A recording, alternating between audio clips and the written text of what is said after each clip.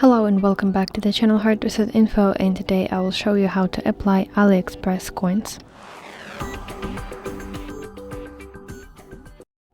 Open AliExpress application on your device and then find whatever product that you want to order. Tap on it to open the details of that product, and now you want to open checkout page.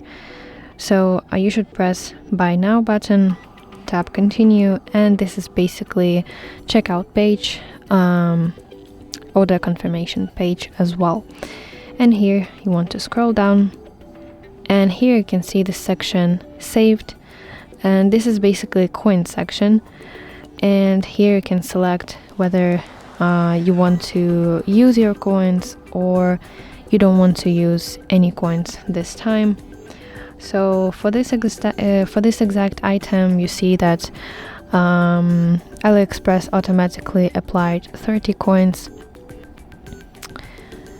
and this is basically my saving.